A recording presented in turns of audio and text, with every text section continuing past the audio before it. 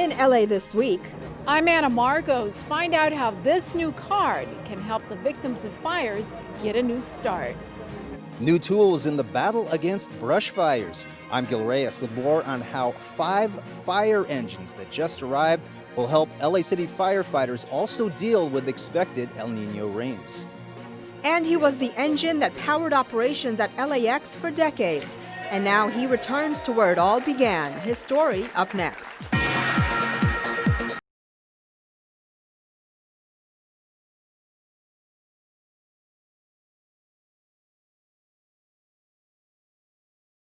Hello and welcome to LA This Week. Thanks for joining us. I'm Yana Kay. Well, Metro and city leaders are unveiling a new bus extension that could bring San Pedro a lot closer to downtown LA. Anna Marcos has more on the newly revamped Metro Silver Line. Go Metro! Up until now, a commute between San Pedro and downtown LA involved a long trip of up to 2.5 hours, with at least one transfer by rail, bus, or both. But now, a single express bus ride takes commuters the entire way in 1 hour. This new extension will make the LA waterfront a destination more available to visitors. The Silver Line took 3 metro projects and combined them to create a new line that we know will help commuters and tourists alike. The Silver Bus Line, which used to go only as far as the Harbor Gateway Transit Center, will now extend the entire route between San Pedro and downtown LA. It will also include newer and quicker rush hour service through the Silver Line Express number 950X and an all-day service with more stops, the Silver Line number 910. Today, with the express lanes and the 110, it's actually faster than rail to get on this bus. So, this is a great option for people to shave 15 minutes, a half hour off their commute. The route will put visitors right on the doorstep of San Pedro waterfront landmarks, such as the USS Iowa Ship and War Museum. The USS Iowa will offer free admission until the end of January to celebrate the extension of the Silver Line. We encourage tourists and all Angelenos alike to come down to view history. City leaders hope the new service connects more Metro riders to LA's farthest flung 15th district, which is now just a 1-seat ride away. I'm Anna Marcos for LA This Week. Admission to the USS Iowa is free until January 31st, but beginning in February, there will be a $2 admission discount to anyone with a Metro Tap card. Well, the LA City Fire Department receives 5 special fire engines for deployment in the foothills and other areas that are difficult to reach. Gil Reyes has more. Gil. Well, you're looking at them, Yana. 5 new Type 3 wildland fire engines brought to us courtesy of the state. They're expected to be part of the front-line defense against brush fires and anything else that comes up, including El Nino rains. The new rigs are specifically designed for wildfires that can pop up in Griffith Park and other areas with rough terrain. What these new apparatus allow us to do is actually to go into the wildland. They're higher, they're 4-wheel drive, and to fight fire literally on the fire front. LA City Fire Chief Ralph Terrazas explains the difference between these green Type 3 wildland fire engines that just arrived and the more traditional Type 1 rigs. Type 1s work best on city streets for structure defense. Not Type 3s. They specialize in off-road firefighting and are also durable enough for rescue operations on flooded streets. This could come in handy with expected El Nino storms this winter in flood-prone areas like the Sepulveda Basin. There's parts of the city that get washed out under heavy rains. What this will allow us to do is to use these apparatus to cross those areas that get washed out, and it makes those hard-to-reach places much more accessible and therefore a greater degree of safety to the public. The 5 engines come to us from the Governor's Office of Emergency Services and are housed at city fire stations in Los Feliz and the San Fernando Valley. We are so thankful for all you do to keep our neighborhoods safe. In an era when fire season in Los Angeles now lasts all year long. At the Griffith Observatory, Gil Reyes for LA This Week. The engines are also on standby for deployment in emergency situations throughout the state. While the LA and county fire departments have joined a new charity, they're part of a growing number of fire departments handing out gift cards issued by the California Fire Foundation to help victims of tragedy. Ana Marcos explains. Rafael Rodriguez and his family saw their house go up in flames last Thanksgiving. It was devastating.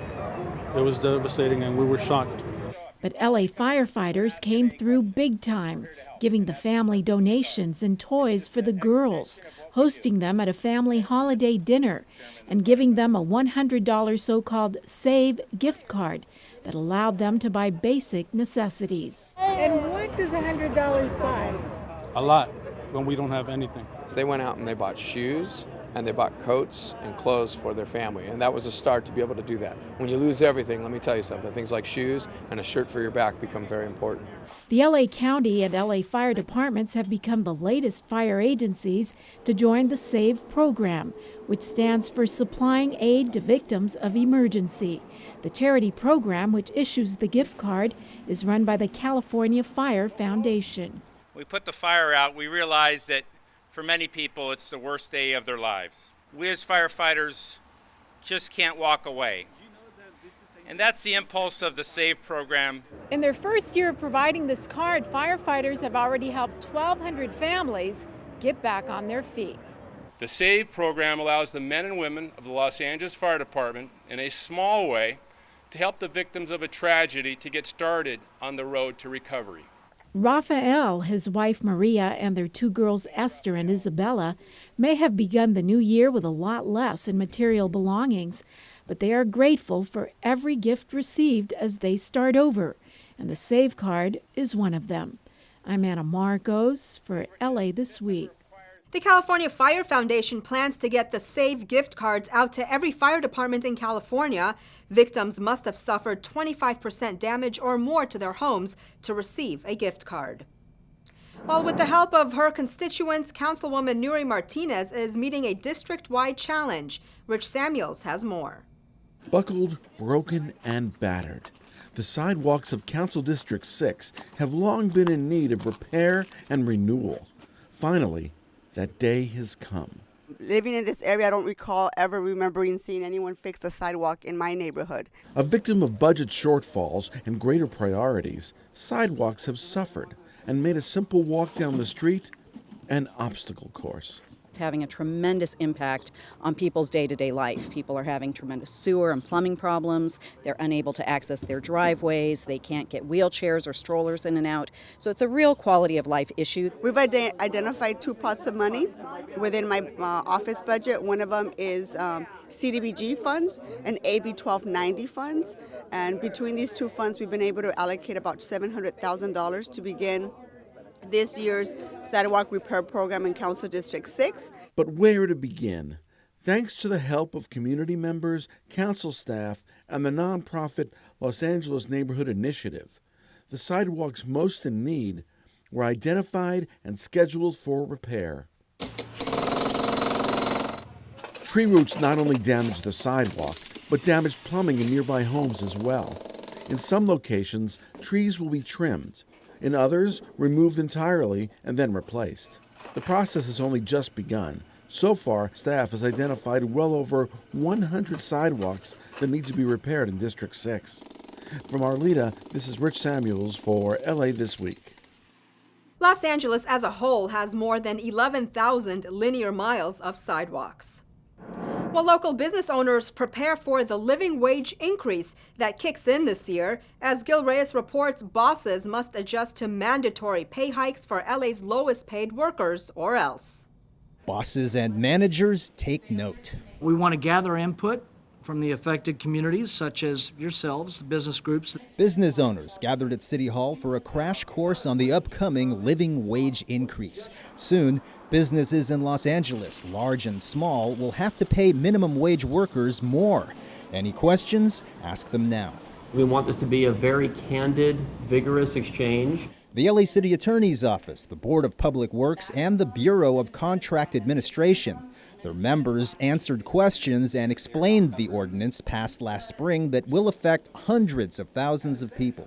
Businesses with 26 or more employees must pay workers at least $10.50 an hour starting this July. That minimum wage will increase every year till it reaches $15 an hour in 2020. Rules differ for small businesses. They'll have till 2017 for the law to kick in. Wages will increase every year after that till they reach $15 an hour in 2021. LA County has passed similar wage increases for unincorporated areas. Bosses who don't comply could be prosecuted for wage theft. More questions? Call this hotline, 1-844-WAGES-LA. In downtown LA, Gil Reyes for LA This Week. Opponents of the wage increase say it will force businesses to raise prices and lay off workers. Supporters say low-income employees will finally get the earnings they deserve. Well, is he or isn't he running for governor? Either way, former LA Mayor Antonio Villaraigosa is in the front of the cameras again, this time praising a grant benefiting a school program he helped create. Gil Reyes reports. So with that, let's give a round of applause to our former mayor, our future governor, Antonio Villaraigosa. He hasn't officially announced it yet, but the smart money is on a gubernatorial run for former Mayor Antonio Villaraigosa. Here, he speaks to a demographic that could launch him to the governor's office. We want to make sure that your kids can grow up and do anything that their talent, their desire, their determination takes them. Villaraigosa talking to parents in English and Spanish at Santee Education Complex in South LA. It's one of several Partnership for LA schools that will benefit from a new $100,000 grant from the Bank of California. Villaraigosa sits on the bank's advisory board. The grant is expected to boost literacy programs at partnership campuses. And we want to make sure that your kids can read and write. Villaraigosa helped launch the partnership program when he was mayor. It's taken over 16 of LA's lowest performing campuses and improved student performance overall. That's an achievement he can boast to voters, particularly Latinos, like most of the parents in this room. The Latino vote in Southern California and in Central Valley farming communities could hold the keys to the governor's office in 2018. In South LA, Gil Reyes for LA This Week. For communities surrounding LAX, home life is becoming a little bit quieter. Rich Samuels has more. It's just been the greatest thing ever. Los Angeles World Airports and the city of Inglewood recently celebrated the 2000th home this year to enjoy the benefits of LAWA's sound insulation program. The sound insulation program is a way that we can partner with the federal government and with communities and decrease the impacts of noise. LAWA has awarded $130 million and the Federal Aviation Administration $150 million to Inglewood for its sound insulation program. We had our house, our windows replaced, we had our heating done, we had air cooling done. The program cost covers all phases of the process and extends from the replacement of windows and doors to insulation, heating, and cooling systems. Now, the sound insulation program isn't just about sound. It's also about quality of life. Now, you don't have to stop talking when a plane goes overhead. It's just the simplest way to put it. It is just tranquil and wonderful, and yet with these great windows we have so much more light in the house. It's energy efficient. The house stays a nice temperature all the time. It's just been the greatest thing ever. Since the 1990s, LAWA has spent nearly $600 million to insulate homes in the communities surrounding LAX. With 30,000 eligible homes and 20,000 completed to date, it's the largest airport sound insulation program in the country. This is Rich Samuels for LA This Week. Also included in LAWA's sound insulation program are LA Council Districts 8 and 11. Well, a new report targets LADWP. Internet companies may pave the way for much faster internet speeds citywide, and the Boyle Heights Rec Center gets some much-needed improvements. All these stories in CityBeat. LADWP was the focus of an industrial, economic, and administrative survey released by City Controller Ron Galperin in collaboration with the Mayor and City Council. The goal of the survey is to provide targeted recommendations for improvement. The report found that the department does a good job of consistently supplying competitively priced water and power, but it was critical of the utility's organizational structure. In a statement, the LADWP said it appreciates the constructive feedback and will consider the recommendations as it works to make improvements. Mayor Eric Garcetti announced that Google Fiber will explore LA as the next market for Google Fiber's high-speed internet service. The announcement follows the unveiling of AT&T's plan to introduce its Gigapower fiber optic broadband service to the city. All this means that Angelenos and businesses will enjoy access speeds that are 200 times faster than what is used now. The mayor said this will help bridge the digital gap, attract more businesses, and make everyone more productive. This is integral to how we live, how we work, how we think, and how we will be able to advance social equity in our city. When you talk about access, it's not just a privilege that some can have. At the end of the day, it's becoming more and more a necessity and a right for everyday Angelenos. Pershing Square bid farewell to the holiday season with its first ever pet-friendly costume contest and red carpet strut across the ice rink. Cute canines of all sizes strutted their stuff on the ice dressed in adorable outfits. They were awarded prizes for the best costume, most spirited, and more. Pershing Square hopes to make this an annual event. We're doing it just to include the local community, the pet community right next door. We have a dog park, and there's so many dogs that come through here and pet lovers, so we thought we would open it up to all of them. The Department of Recreation and Parks, Council District 14, the Coca-Cola Foundation, and community members recently celebrated new upgrades at Lou Costello Jr. Youth Recreation Center. In an effort to transform the park into a more community-friendly environment, Rec and Parks received a grant from the Coca-Cola Foundation to renovate 2 ball diamonds, bleachers and dugout benches, and picnic area shade structures. The grant also provides funding to subsidize youth baseball programming. Local kids say even though they like the improvements, there's one thing that can be added. I would like to see is swings for other kids because only babies can use those ones because those are too small for older kids. Well, one of the most published Black poets in history is immortalized at her old stomping grounds, the public library. As Gil Reyes reports, Wanda Coleman also won an Emmy for her work on a popular daytime soap. Maybe we're ragged and fighting, we'll travel along, singing a song, side by side. This library dedication ceremony to honor poet Wanda Coleman exhibited some of the bite found in her work. The tribute took place at the Ascot Branch Library in South LA, not the first choice for her husband. I really wanted the Central Library named after Wanda. But it's been taken by a couple of former mayors, so. But I really think that all the libraries in LA should be named after writers, not politicians. Brutally honest, Coleman's poetry dealt with racism, violence, and poverty, but also love. And relatives say the Watts native loved science fiction novels and visiting Ascot Branch as a child during the civil rights movement. And her becoming a poet and watching her grow with that and excel as a writer, this is quite an event. Coleman was LA's unofficial poet laureate, garnering numerous awards and publishing more than 20 books of poetry, essays, and short fiction. She even won an Emmy in 1976 for her one-season stint as a writer on the daytime soap Days of Our Lives. She can continue to be a source of inspiration and pride for people who live in this community and who will travel through it to other places. In South LA, Gil Reyes for LA This Week. Side by side, side by side.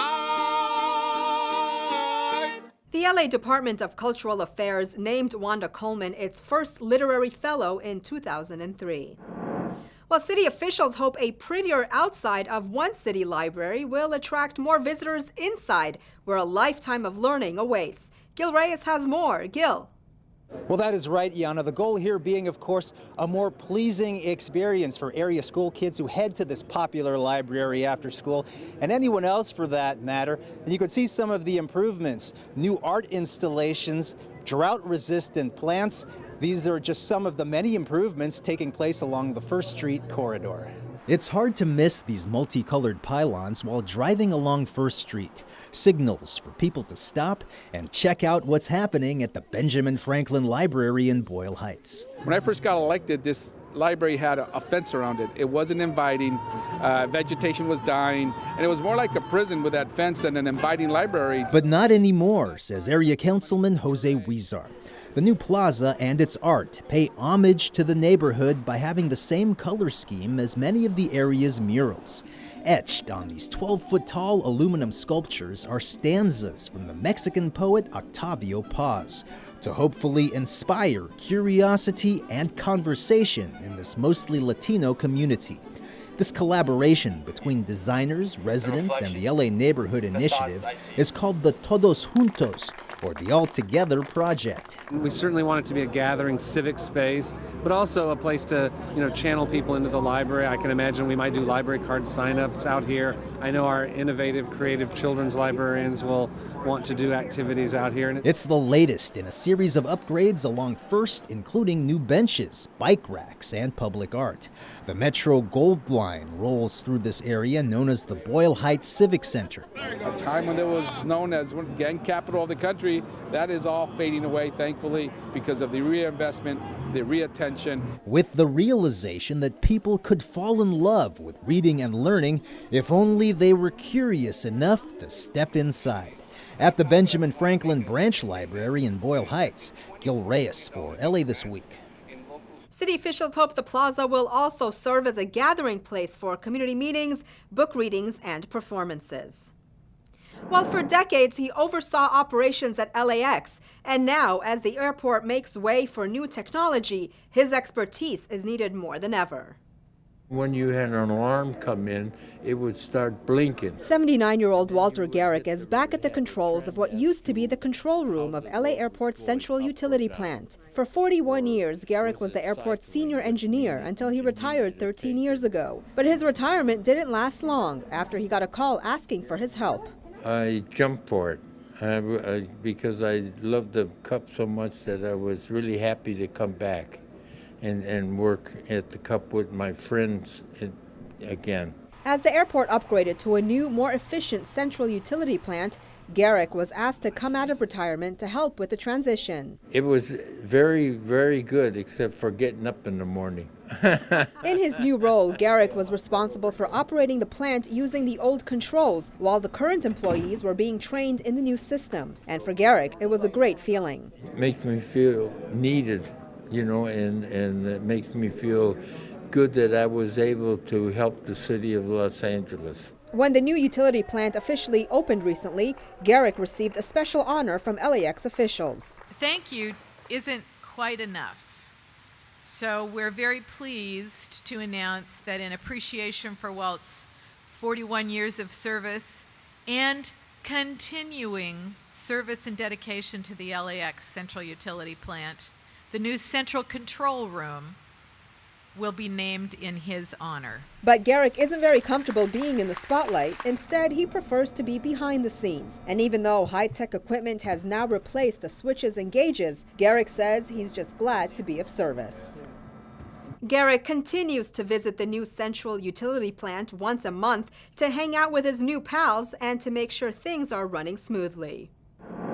While Filipino Americans celebrate milestones during some important anniversaries, Gil Reyes reports from historic Filipino town.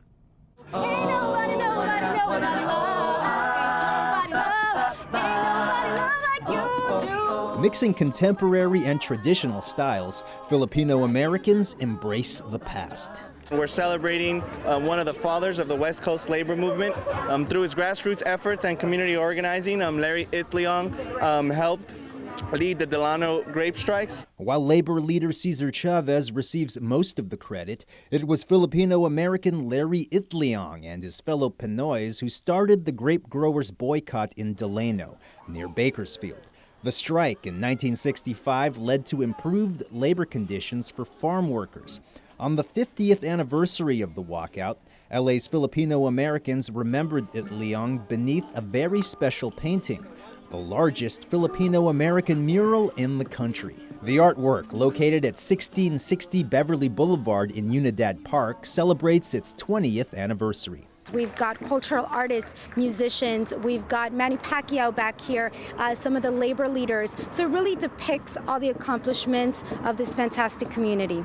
Ain't nobody love like you do. This all coincided with Filipino-American History Month.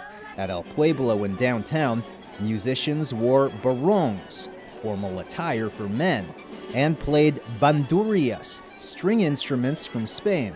Spain ruled the Philippines, an Asian country, for 333 years. This explains Spanish influences like Catholicism and why many Filipinos have Spanish surnames. Women wore ternos, or formal dresses. Children spun trumpos, or toy tops, then dined on beef and chicken adobo. Which is basically a marinated meat. marinated meat on a panisal bread. Oh, so you had pandesal, you had no rice, or you had rice too? We got both. And we shared it. The true Filipino way. Yeah. On a day we say mabuhay, or to life. In historic Filipino town, Gil Reyes for LA This Week.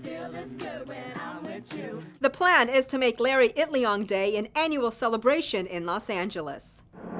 Well, get ready to be amazed as the latest Cirque du Soleil comes to town. Give back to those in need by volunteering your time and discover your city like never before with a scavenger hunt adventure. All this in this week's Things to Do.